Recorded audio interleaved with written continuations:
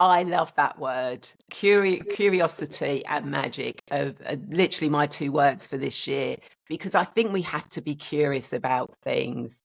If you're going to do something and you think, oh, I'm not sure if that's going to work, well, be curious. Yes, but what happens if it works? Let Yeah. me express.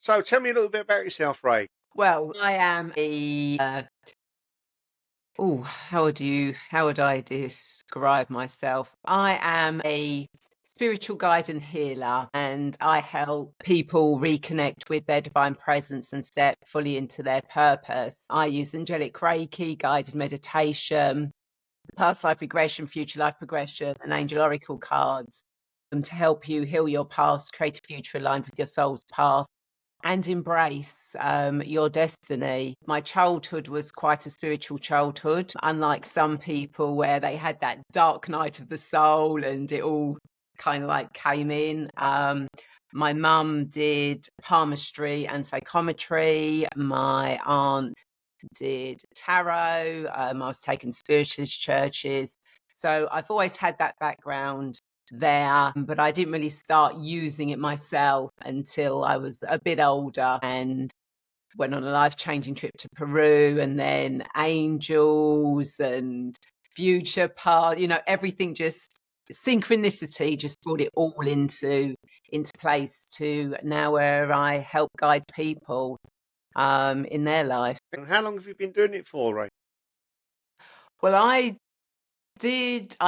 took my first angelic Reiki training back in 2000. So I've been doing angelic Reiki since then, and all the other things have just merged in after that. So my business, Radiant Angel Energy, has been going since 2012. So quite a time now. But as I said, I've had that spiritual background since I was a child. So I've always known what's there, looked out for synchronicities, and everything like that. Okay, so it's out. I just lost me away for a second. Yeah. So do you do face to face work, or is it online, or? I do both. I do face to face at my therapy room in Dartford, but I also work online with clients. So before all that stuff happened a few years ago, I was working online anyway because I have clients not just in other parts of the UK, but across the world as well. So it wasn't a new thing to me when suddenly everything went. So I enjoy doing online because it's meant I've met so many different people and I can connect and help more people than I could if it was just in person. I mean, I love working with people in person, and when I train people in angelic Reiki, that is in person.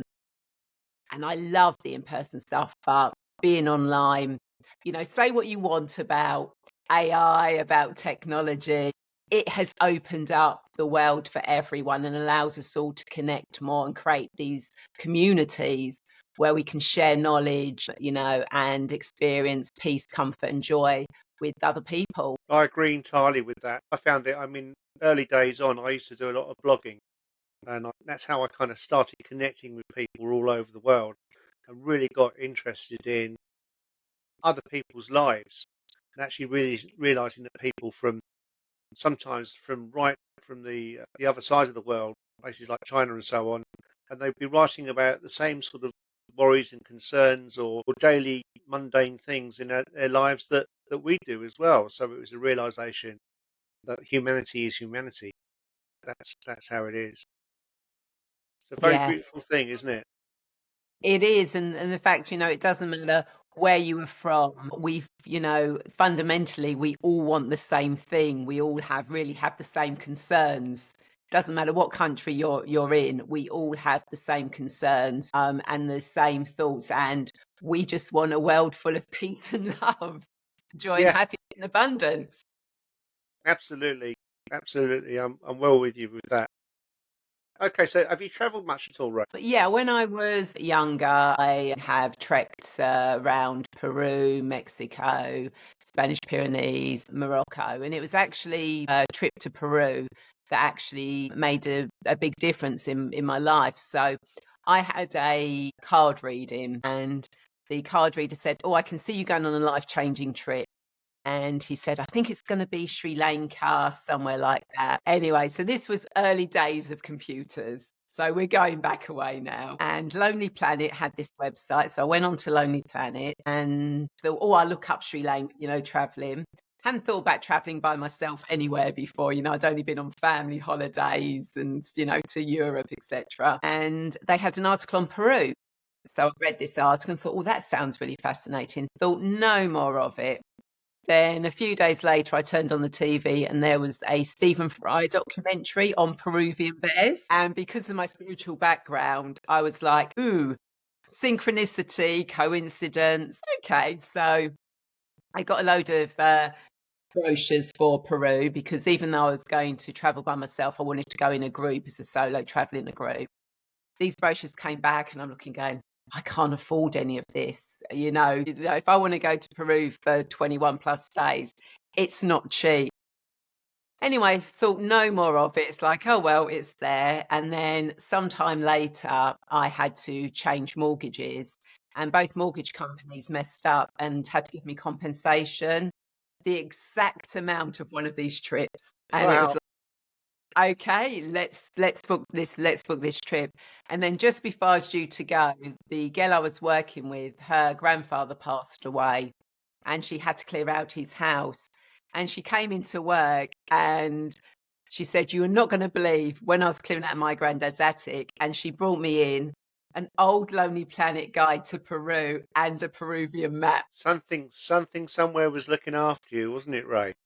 Oh, definitely. And then when I went on the trip, the 11 other people in my group, and I mean, there were people from America, Canada, Europe, Ireland, UK, New Zealand, and we just all clicked. I mean, even our guide said he'd never known a group that didn't know each other, but was so close knit with which it was like we'd all known each other in previous lifetimes. And although lots of different things happened on the trip, the main one that stands out for me was I did the 4-day Inca Trail to Machu Picchu, and which was absolutely amazing. Anyway, I'm watching the sunrise. It was beautiful. But I was standing on one of the platforms on Machu Picchu, and as I looked down, I literally was like, I was transported back in time because I was in Incan dress, addressing people below me. I mean, it was only a few seconds, but it was like, oh my God. And sort of like, I mean, I've since done shamanic journey and I was actually a priest in Incan times, but I came back to England and it was October. So as you know, in October, around about 3 o'clock in the afternoon, it starts getting dark and it was rainy and horrible out. And I was sitting in the office and I thought, I would rather be out there than sitting in front of a computer, just doing data inputting. And that kind of like switched something. And that's when I started, looking more at holistic stuff so that I wouldn't be stuck in front of a computer. Although, of course, I am now in front of a computer doing my work, but it's a completely different way of being in front of the computer. So it's like perhaps doing the same thing, but with a different outcome or a different attitude, isn't it? It's Yeah, very much how when I was at work, the work I did when I was working with clients is I'd encourage people to be curious about making changes, and trying something. And say, well, I've tried that. I tried that before and that didn't work. I said, well, try it again, but try it with a different approach. Try it with a different attitude, because yeah. that's what I And found. You know. Yeah, and I love the fact you brought up the word curiosity. I love that word. Curiosity and magic are literally my two words for this year because I think we have to be curious about things. If you're going to do something and you think, oh, I'm not sure if that's going to work, well, be curious. Yes, but what happens if it works? let me express what magic can I get from it. So I love the fact you brought up curiosity, because I think that is a brilliant word, and we should use it more, and we should encourage young people and children to use it more. They are curious, Yeah, but we as society tend to stop their curiosity, which I think is a pity. Although hopefully that's changing now, because if we can get children to be curious, just imagine what they can create in the future. yeah, absolutely. I think, when I use the word curious, and I'm one of those people who say that, yes, do something with curiosity, but also with being sensible about it as well. Be curious with, I was gonna say, be curious, but also be safe in the way that you're curious. Don't Yeah, take too many dreadful risks. So I suppose it's a bit like the kind of dip your toe in the water. Don't dive in if you don't know whether you can swim or not. But just yeah, test the temperature. yeah, Again, when I run my mindfulness classes, and if I'm introducing it to people, I will say to them, have some curiosity. Have a go at this. You're in control. And if you find it's uncomfortable for you, you can stop. All I'd ask is to just wait till the end and just observe what's going on. You don't have to take part. And there's a great thing about preparing people for these interventions that you and I do that may be really unfamiliar to people. If we can do it in a way that helps them to feel safe and that they have that sense of control, then they're less likely to freak out, and there's less likely to be, you're less likely to get in trouble, actually, aren't you? If you tell people what's going to happen, they're going to be much calmer about it. If it's all a big secret, then that's where things can go wrong. oh yes. I mean, you only have to look what's going on in the world now. All these secrets, they're suddenly coming to light, and it's like, well, if they weren't secret in the first place, they wouldn't be such big things, such big things now. But yeah, you're right. It is with the work we do. It is really supporting and nurturing people, and letting them know that they are in control.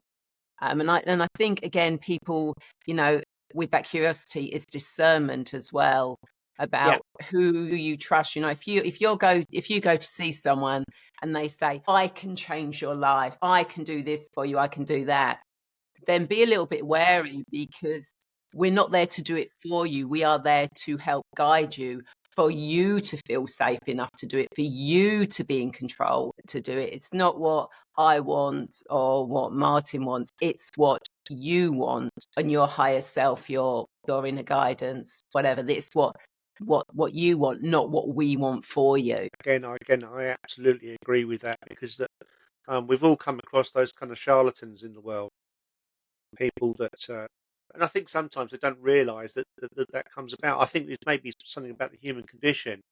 You start to do something to help somebody, and then all of a sudden the ego takes over, and it becomes not about who you're trying to help. It becomes about the person. People kind of get a little bit of a um, sort of a messianic kind of feel about themselves. That all of a sudden they've got this magic that they can do for everybody else. You're absolutely right. It's about channeling it. I think it's about being the vessel or the link for those people. Tell me a little bit about, because I think I'm getting this right. You talk about sort of past life stuff, and that's always something that's kind of interested me, and almost felt a little bit scary as well in the past. But so bearing in mind there might be people listening to this might feel the same way that I felt in the past. So again, with the curiosity word, tell me a little bit about it and how you Okay, well, experienced it. yeah, well, past life. So obviously, I do past life regression, and where I take people back to a previous lifetime, whether that's in this lifetime or a lifetime all the way back. Maybe 100, 200, 1,000, beginning of time. I've had people that have gone back to the first ever incarnation on Earth. I've had over 300 plus previous lifetimes on Earth and on other planets. Etc., other dimensions, and I've gone through a whole gambit of different experiences, etc. But Past life regression is you take someone back to a past, but you're in control all the time when you do it. So I like to say it's like a waking dream. So if you think you're driving from A to B and you get to B and you think, God, I don't remember that drive, but you know you stopped at traffic lights, you know you obeyed the highway code, etc. And that is really how you experience past life regression or future life progression, is that it's a waking dream. So you're aware of what's going on around you. You're in full control all the time, but you're relaxed enough that your subconscious, your higher self, can actually access the information that you have in the past. And you don't have to experience what happened. If you had a tragic death in a past life, you don't need to actually feel that as it's happening in your physical body in the here and now, but you can be aware of it. I mean, sometimes you have to experience it, but it's not frightening because I'm there guiding you all the way through it. And when you experience that past life, you see, feel, understand, and know what's going. And sometimes it'll be like you do different stages in that past life, or you might jump from one past life to another past life because there are lessons you need to learn or things you need to understand, or even gifts or talents that you need to know about to bring back into this current life. Now, when I work, I do take people to the point of death in that lifetime, but they don't experience, the death like heart attack or stabbing or anything like that. They go into where they leave their body, and they can look back on that life. What lessons did I need to learn? Did I learn them? Is there anyone I need to forgive in that past life that is in my current life? Do I need any healing? And we look at that, and then if healing needs to take place, then healing takes place in that in between stage. So as I said, you're in complete control all the time. You're actually in that state, and if you decide anytime during it, actually, I don't want to explore this anymore, that's absolutely fine. You say to me, I kind of like want to come out of this now, and we just bring you out from it. But also with past life, it's not always what you think it's going to be. So I had a client who was overeating. Wasn't major overeating, but she was putting on weight.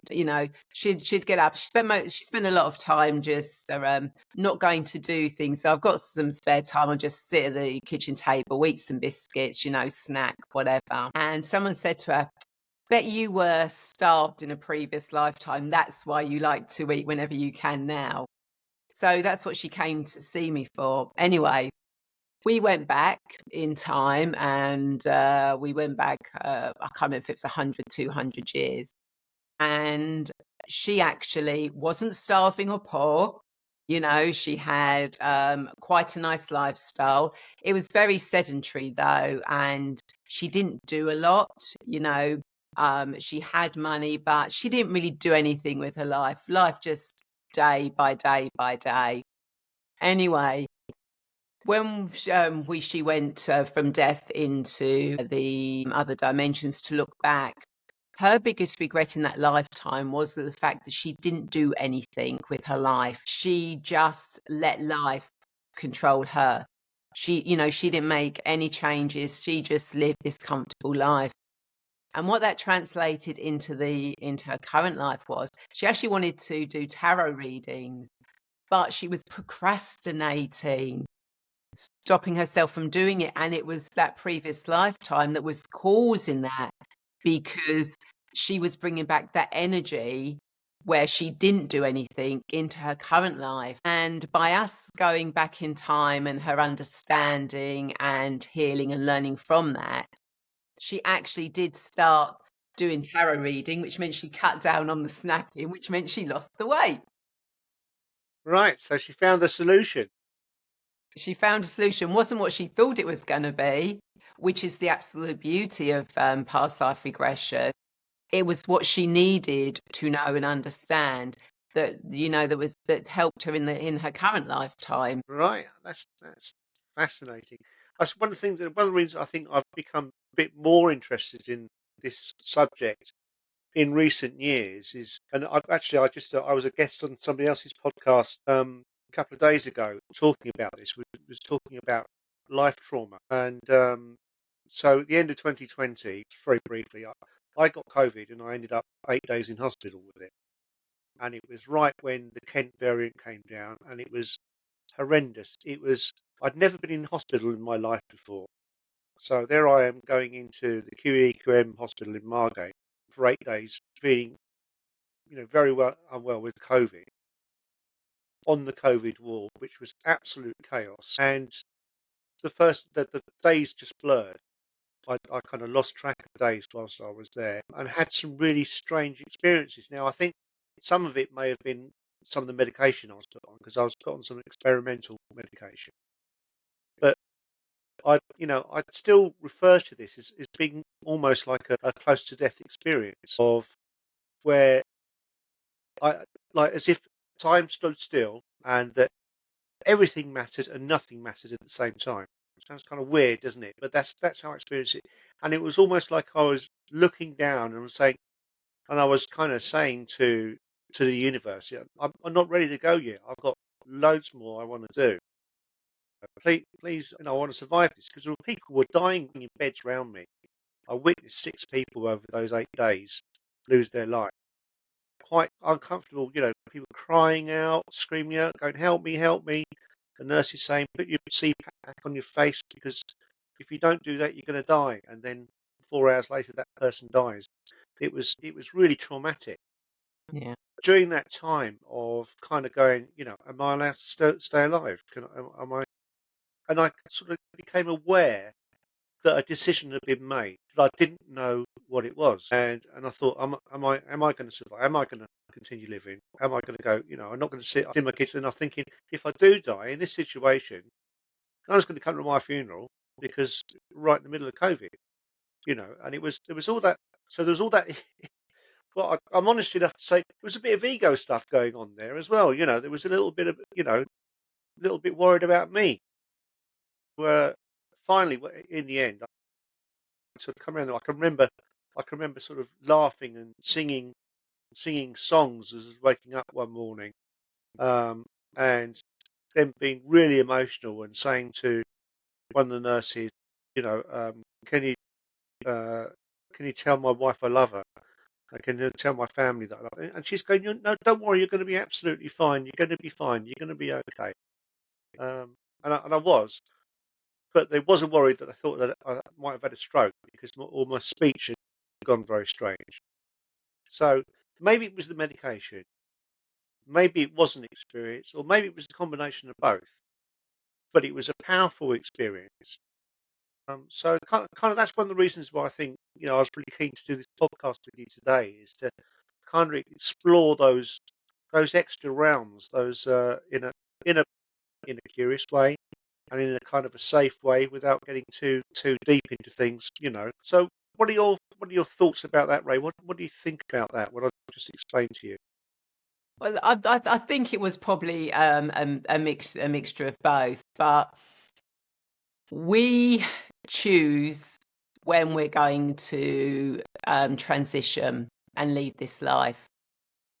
All the work I've done with past life regression, and I know it seems hard, and it is hard for a lot of people, especially if they've lost people, to understand that, because that's our human side.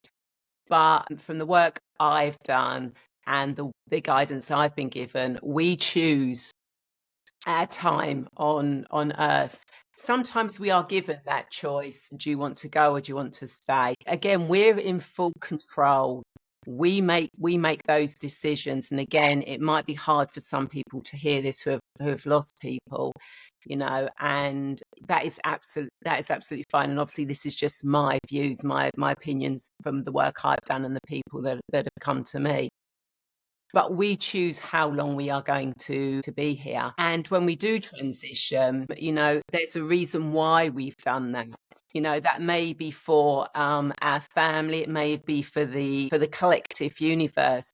There's always a reason why we make that transition, whether it's our own personal journey or because we are there to help other people on that journey. And when you are in that space of, okay, so am I going to transition? Am I not going to transition? And you get that guy, you have that choice. That nurse said to you, you are not going to. That was the confirmation that you got. Whereas somebody else and the nurse said, put your mask on, otherwise you're going to die, in a way was kind of like, well, I'm giving you permission if you so choose to do that. So yeah, you've got work to do here on Earth, messages and information that people need to hear. So by you transitioning, that time would not have been of benefit to other people or to yourself.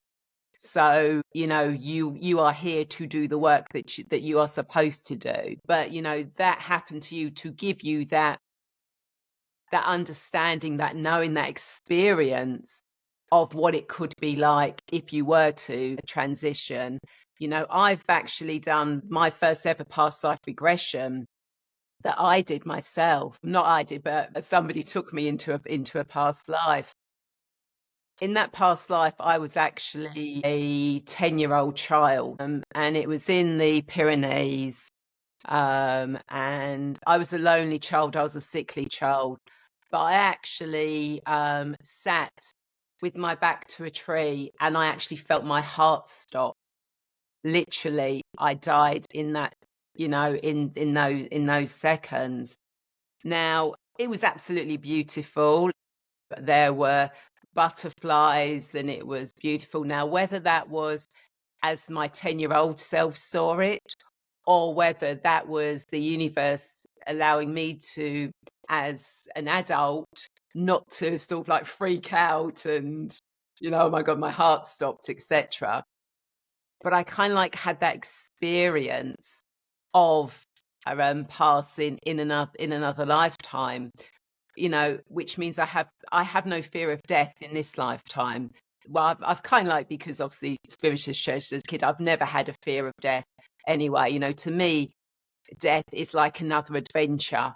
It's my next adventure, that I can go on. So death is not the end, and death can be beautiful.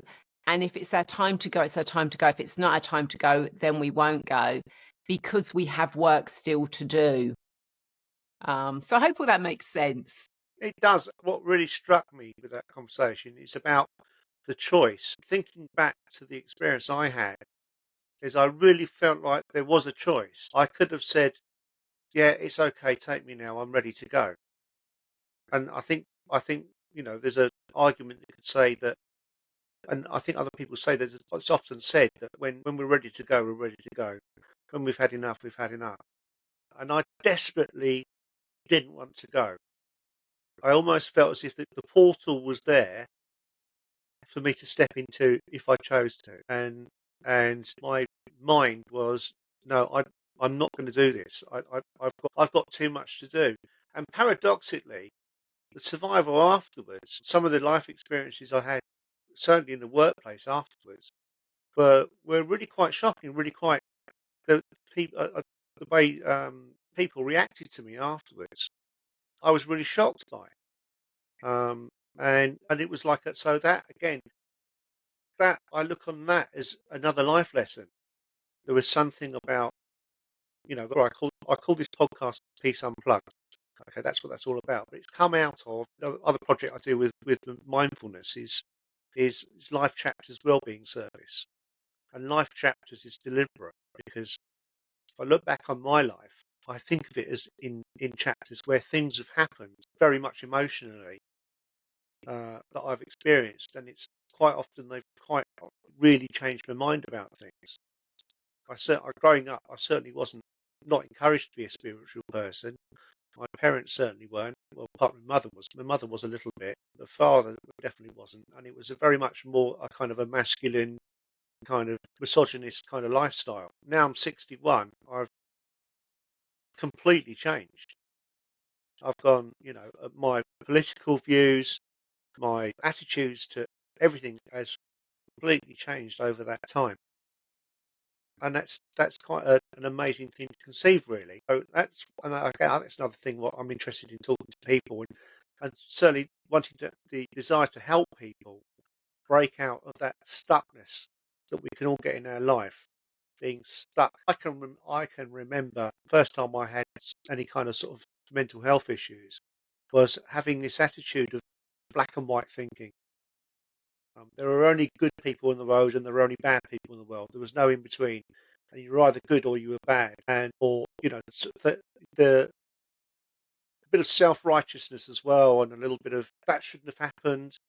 That this is not right. It should the things are gonna, and of course life doesn't work out like that. Life works out in a very different.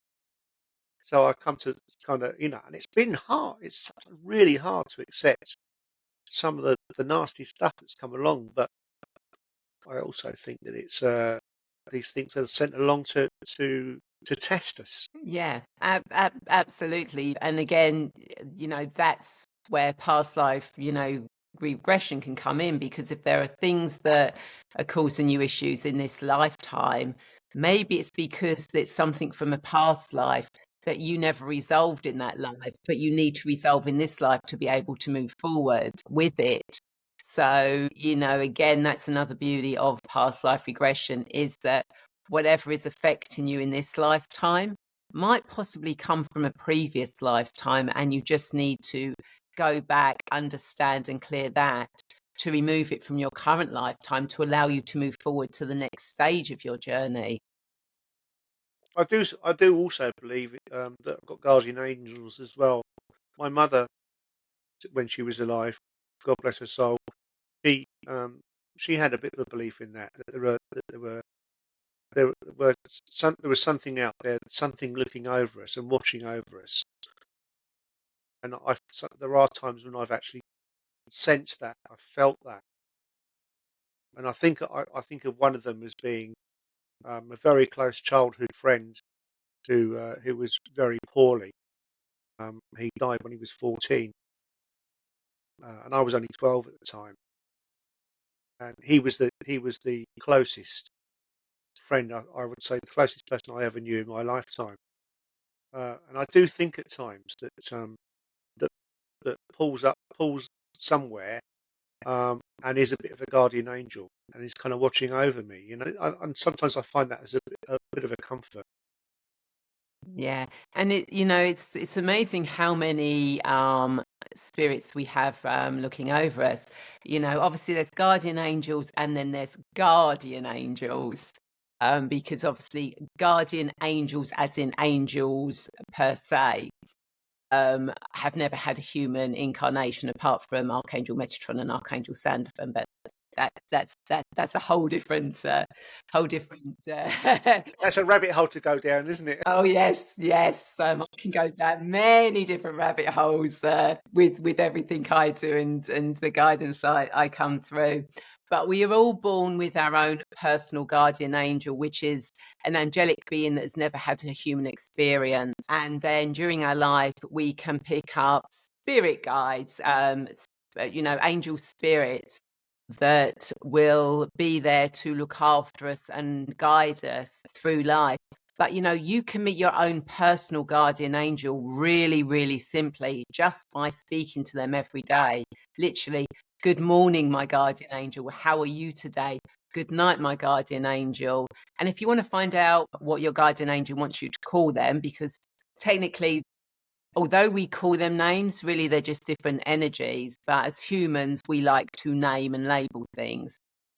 And if you want to find out the name of your guardian angel, the most simplest way is to literally, just before you go to bed, just before you go to sleep, just say, my guardian angel, I would love it if you could tell me your name or tell me the name you would like me to call you. Thank you so much.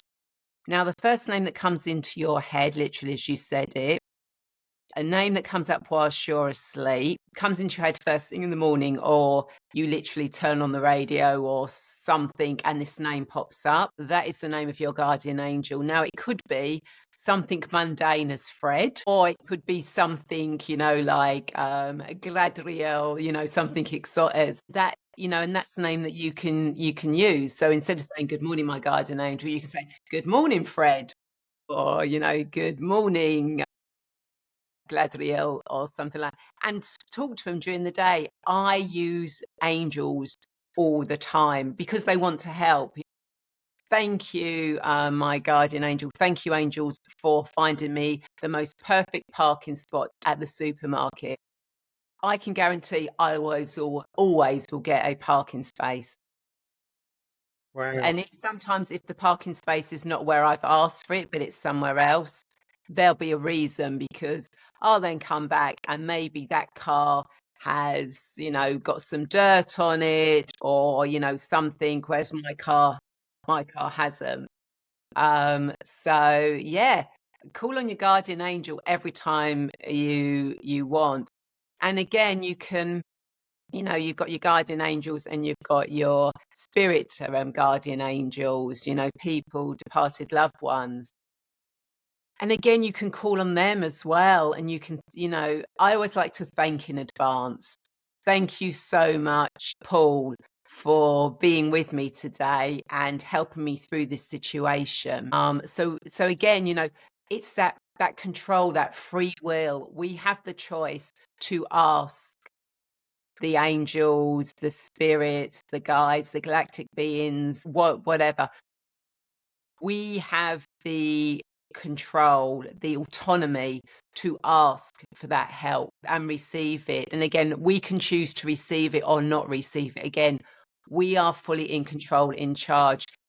And that's something I really think we really need to remember, charge of your destiny, take control of your destiny, sort of like the main theme of how I work is that we have to remember we're in charge of every single aspect of our life.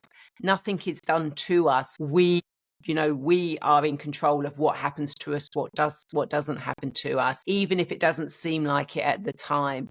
When you actually look back, you can actually see that was my involvement in it.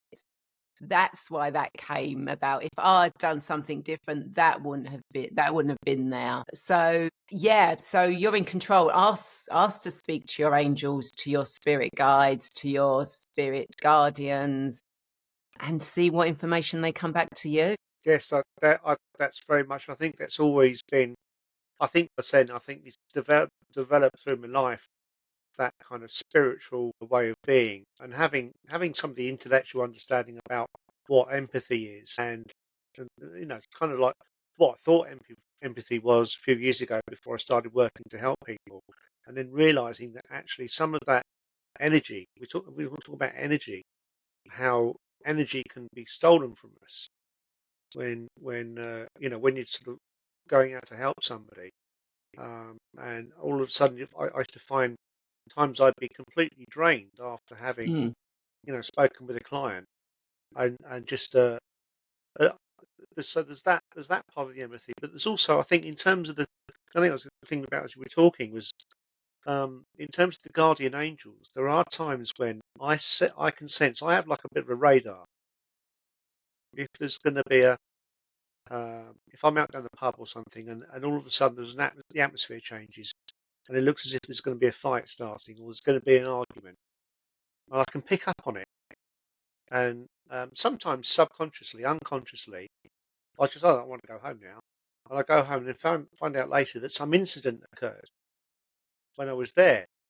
So is that a guardian angel saying to me, Martin, you need to get out of this because this is dangerous. You need to move away. Um, and it's happened several times in my life. And the serendipity thing is the times I can think at work when I'd be thinking about a client, thinking, oh, I need to call so and so, and then the phone would go, and it would be that. that exact. This didn't happen once or twice as some kind of coincidence. It happened frequently. Or I'd phone a client and say, "Oh, hello, mine. I've just been thinking about you." So, so it's there. It tends to say, "What is it?" Well, it doesn't matter what it is. It exists because we experience it. So I always find that really, really fascinating. And there is a bit of things are meant to be, but also, as you say, that to know that we do have a degree of control over these things, um, and to not be in control is feels like you're trapped. Yeah, yeah, absolutely. And it's being open to these experiences, these synchronicities.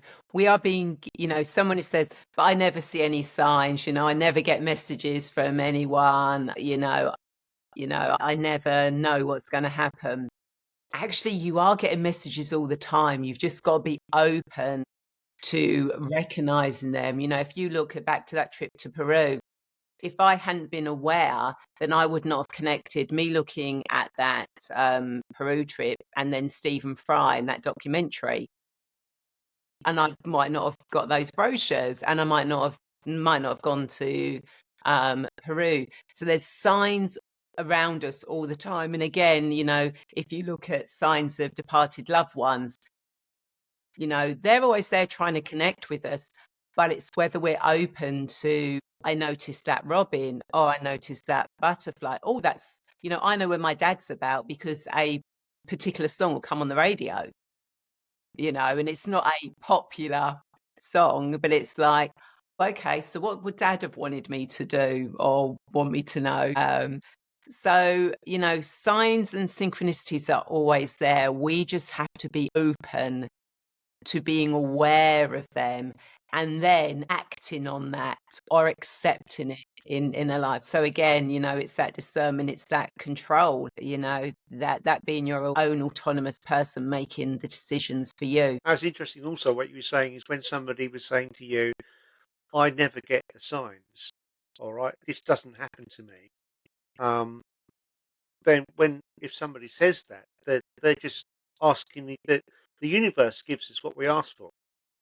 Now, if you know, you said I used to use this little expression. If you ask the universe for a shit sandwich, you'll get a shit sandwich. Yeah, The universe doesn't care what it is. The universe just because you've asked for it, you'll get it.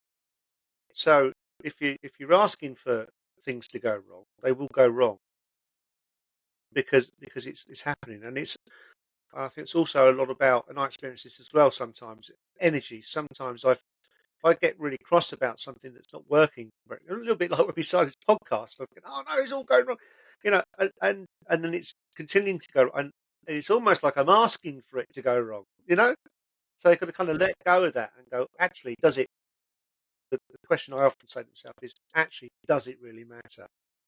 If things hadn't worked out today, there'd be another day, and maybe, you know, and just go for it like that and work it through, but just try to roll with whatever the message has been sent to us. yeah, absolutely.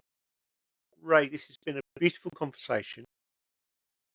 Thank you so much for Oh, coming on. you're welcome. I love the chance to talk and, you know, whatever I channel to come out, until I listen to this back, I'm not actually going to remember anything I've been talking about, because it just literally just all comes out. So it'll be great to listen back to know what I actually did say and whether it did make sense or not.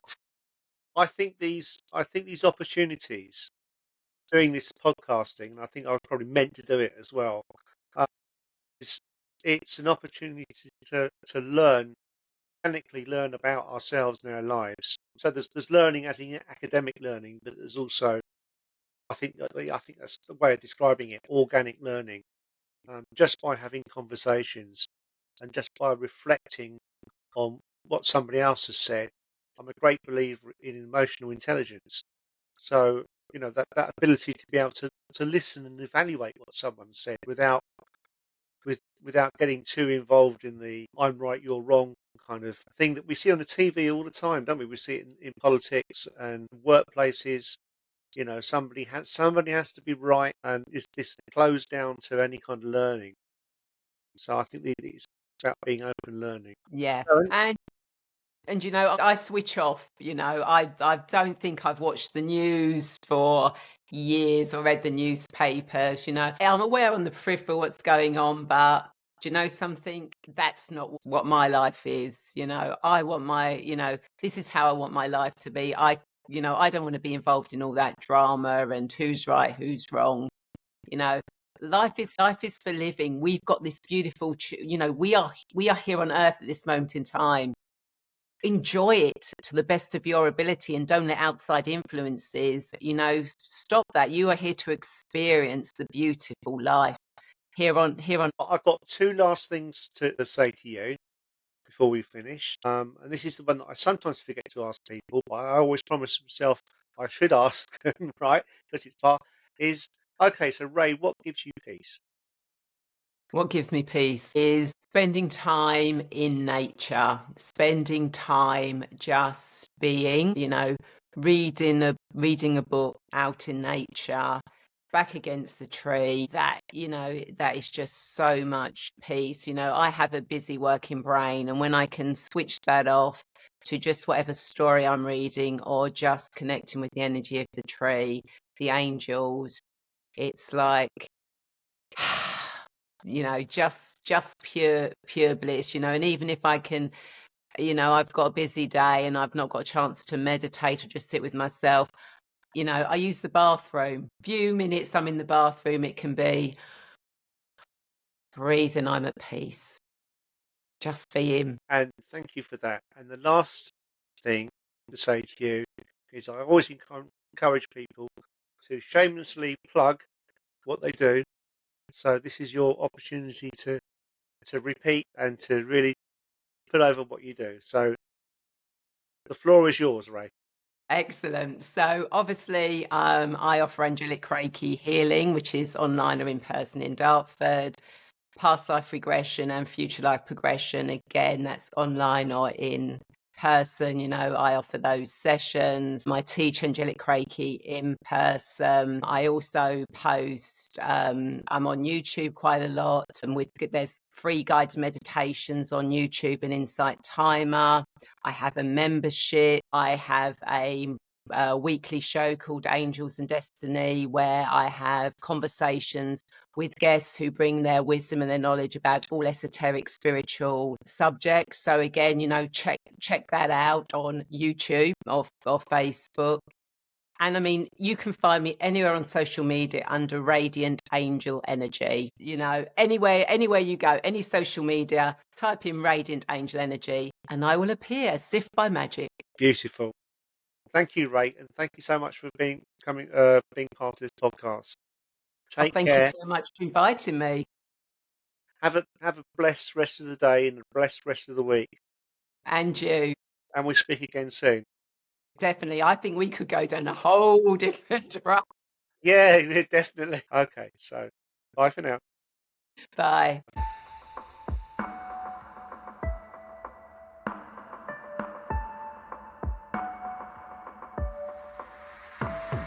If you enjoyed this podcast, please follow, like, and share. Thank you very much. Martin, Peace Unplugged.